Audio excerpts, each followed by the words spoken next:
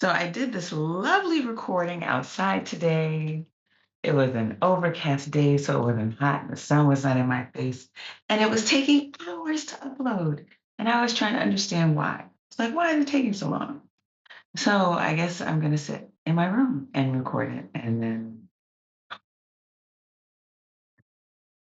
I can get this up so we can talk about something else tomorrow. So today we are on this last day of considering birth and the messages from birth and the initiations from my three home births. Is yesterday we were talking about how to choose the right people around you to help you with the creations that you have or the inspirations that you have or whatever it is that's coming forward in life, and using birth as a metaphor toward choosing people who are careful with you when you're creating. But today we're going to talk about being a good member of the birth team, because in everything there is reciprocity. That is just the law of nature. If there wasn't, everything would stop. So that is the question we're going to ask ourselves. We're going to ask ourselves with some breath work, and we're going to ask ourselves with some journal prompts, or whatever it is that you would like to whether you'd like to sit and think about it or whether you'd like to write out journals. We're going to share those. So the job of a good birth partner or birthing team is to support the mama who is bringing forth this baby, who is birthing a brand new universe, which is what each of us represent, who is being the portal for this returned ancestor, who is breaking her body into to bring a baby back, and bring the baby here.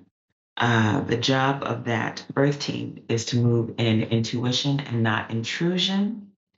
It is to be attentive. It is to be perceptive. It is to be able to focus on the mother and what she needs and protect her needs that she's generally, if she has a birth team, has stated beforehand. The people on the birth team have to be healthy enough to not bleed on the mother with their own expectations, their own fears, their own shortcomings, their own regrets, whatever that is. And it's important to make sure that the people in the birth team make sure that they are able to guide without bullying. So I want to share this about when I had my third child. And it's a shame because when you're the midwife, you're the midwife. Our midwife did not have a team of people. She took a particular amount of births during particular times in the goal of, protecting her own life and making sure that she didn't have like three or four births happening at once.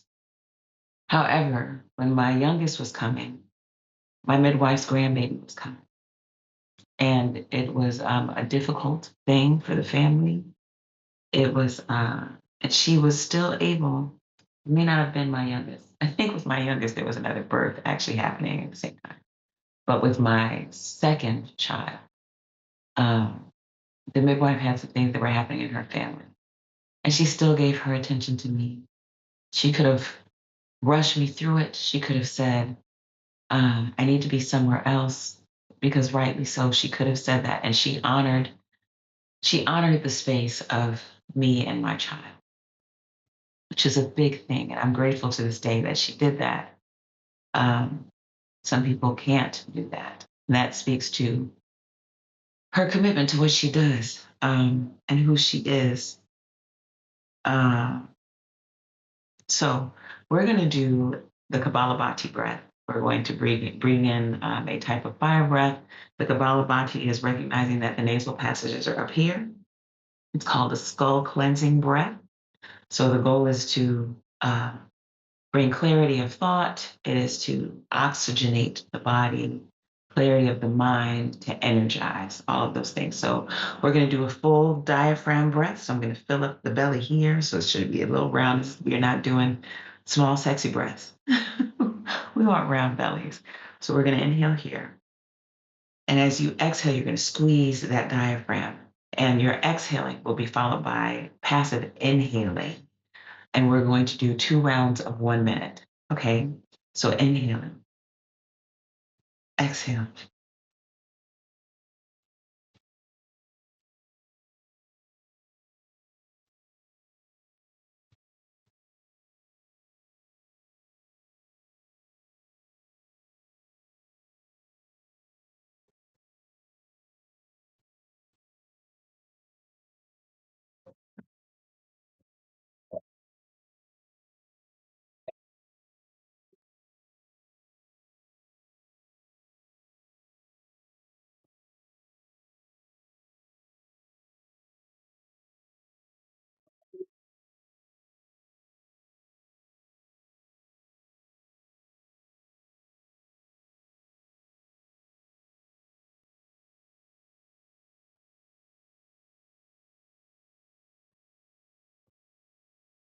Exhale out of your nose. And I should have mentioned that this is an inhaling through the nose, exhaling through the nose breath. So we're going to do that again. We're going to fill up our belly with breath, with prana, allowing our diaphragm to drop. And if I have not said it on these recordings, it's one of the things I say in yoga classes that allowing our breathing so that our diaphragm fills elongates our lungs and causes our lungs to surround our heart. So it gives our heart a hug. Um, so let's do that again, filling up your belly. One more minute. And exhaling through your nose, squeezing your diaphragm.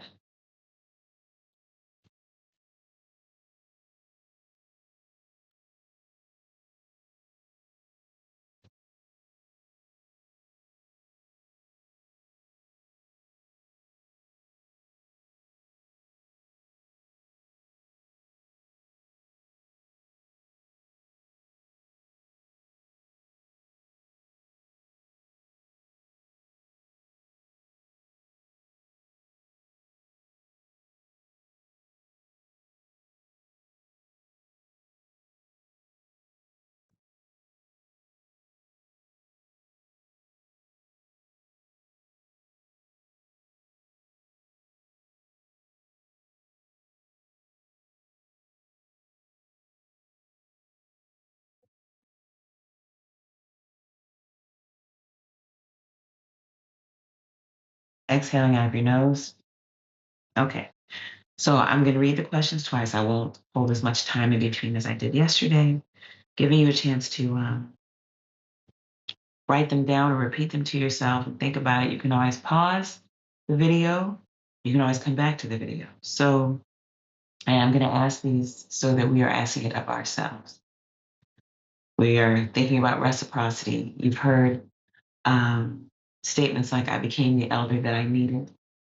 Uh, or if it's your observation, it's your obligation. So when you notice something is missing, you want to put yourself in the space to be able to offer that to the world, to the people around you.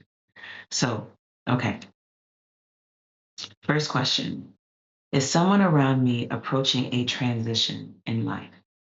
Is someone around me approaching a transition in life? This could be any transition.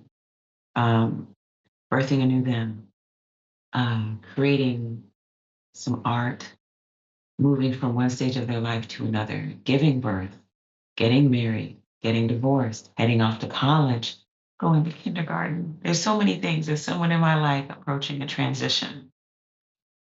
Um, is someone around me birthing their next big thing? Is someone around me on the precipice of something that is new for them that they are probably both excited and anxious about? So is someone around me birthing their next big thing? Where can I uniquely offer? What can I uniquely offer as a part of a birth team or in support of someone who is going through these two things? For someone's creation, journey, or transition, what can I uniquely offer? Each of us has a quality that we've seen over and over in our lives. We're a very good listener. We're good at holding space. We're good at feeding people. We're good at um, just going and sitting and being with someone, being able to listen and intuit what it is that that person may need. We each have something unique, and it doesn't have to look like what anyone else has to offer. So I want us to think about that. What can I uniquely offer. There is another homeschooling mama who is doing a marvelous job. And one of the things that I appreciate about her is she's able to think logistically. I don't think logistically. I think uh, inspiration. What can we do? How can we be together? Da, da, da, da, da, da. And the logistics come later, and it's not my wheelhouse. So when she talks in that way, I'm like, oh, so that's something unique that she is able to do. Um, where have I assisted before in a heavy-handed way? Where have I assisted before in a heavy-handed way? So the blessing we have in life is that we always get to learn. We always get to grow. And so we don't always get it right either, or right for that person or right at that time, but that still gives us the chance to grow. So is there a time where I have supported someone and I was less on the intuitive side and more on the intrusive, less on the guiding and more on the bossing? And in consideration of that question, I also want us to think about, are there any births or transitions I've gone through that are still challenging or triggering? Are there any births or transitions that I've gone through that are still challenging or triggering for me? And I ask us to ask that question because if there is something in your life that is holding you in that way, you won't be able to truly give to someone else. We've all been around somebody who something didn't go right, and that's all they can see when they look at anything anyone else is doing. So they're very aggressive, they're very angry, they're very focused on not repeating their own past, so much so that they can't see what's happening for that person and them. So I don't want us to offer that to people. We want to be balanced. We want to be able to give the sweetness to them that we require. Um, so this is round two. I'll be back in the sun tomorrow. Um, but let's be the support that we know we need. And support for someone else looks different from what we need. We just want to provide the support. We want to be able to listen with our spirit and our hearts, with our higher mind. We want to be able to be observant and share what the person in front of us is uniquely asking for, not what we think they should have, not what we wish we had had when we were in a similar situation, but what they are uniquely asking for, and pouring to them out of what is abundantly ours, what is of ease for us to give, not somewhere where we would struggle to give. And to know when we're not the person to provide support. Maybe it's not us. I've had friends who are doulas who feel like drill sergeants. That kind of doula wouldn't work for me. I need a doula who's gentle. I need a doula who is coaxing the rose out of the bud, not someone who's giving me marching orders. But some people require that. So that's why we ask the question, what can I uniquely offer?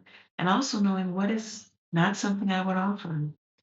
So again, this is Reverend Okomfo Mwalimu Yogi Doula Sister Mama Adia saying, be there for others. Be there for others. It's a great gift to do so. All right, I'll see you tomorrow. Peace.